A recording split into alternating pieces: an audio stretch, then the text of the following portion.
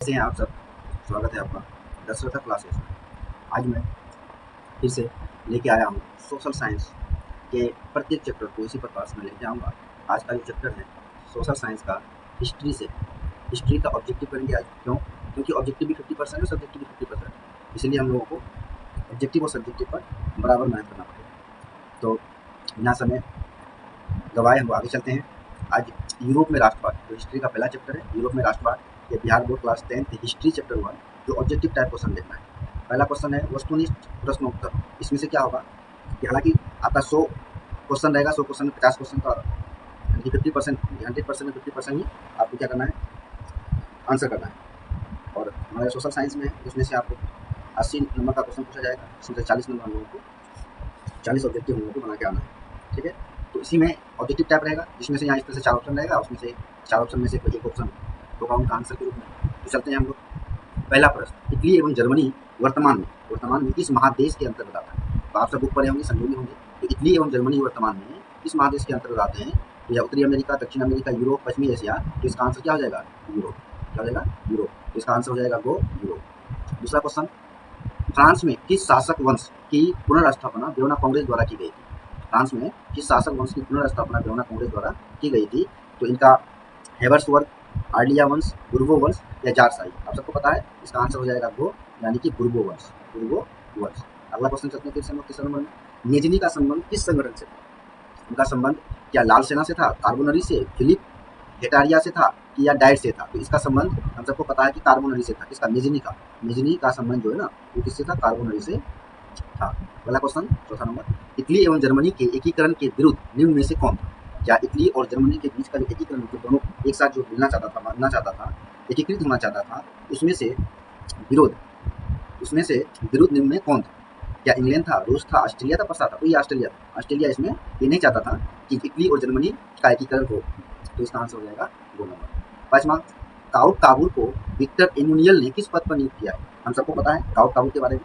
तो काउट को ना विक्टर एमुनियल ने प्रधानमंत्री पद पर क्या किया था? नियुक्त किया था। तो इसका आंसर क्या हो जाएगा? प्रधानमंत्री, यानी कि आंसर 2।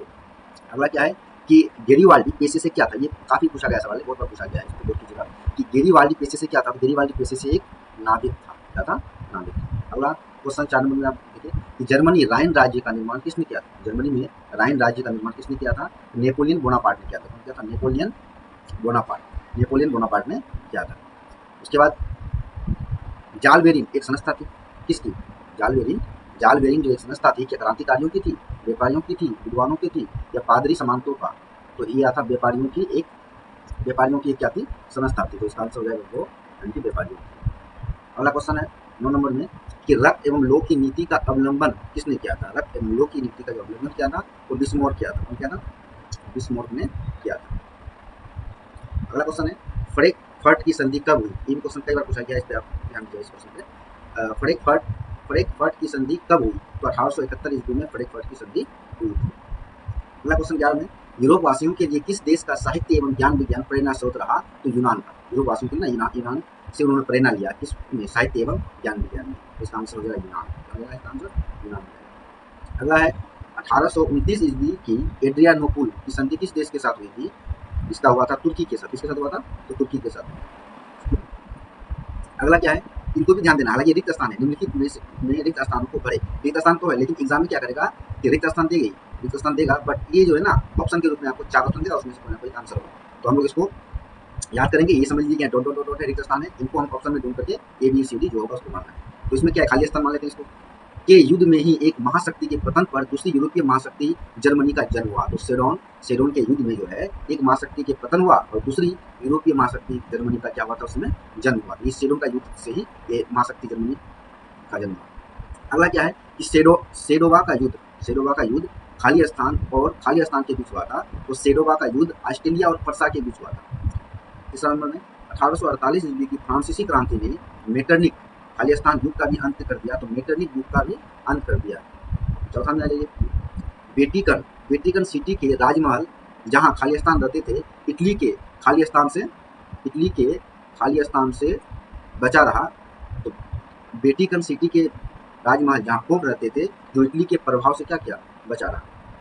यूनान को एक स्वतंत्र राष्ट्र घोषित करने के बाद बेवेरिया के शासक कौन, ओटोमन को वहाँ का राजा घोषित किया गया। तो यहाँ इसका समय क्या आ जाएगा, ओटोमन आ जाएगा।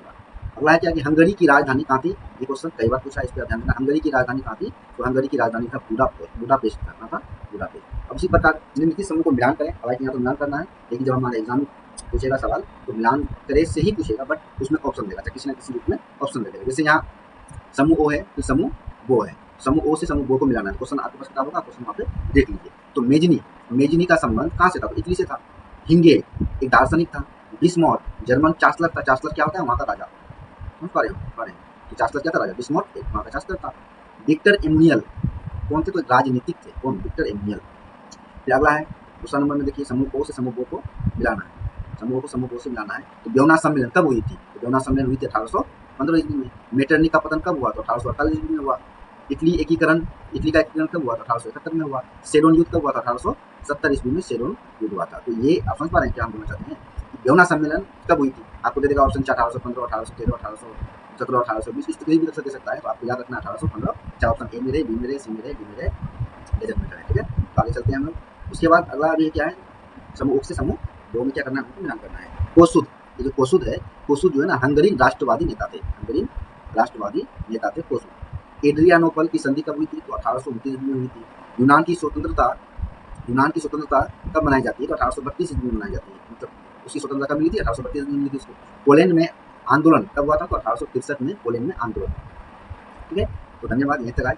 इसी प्रकार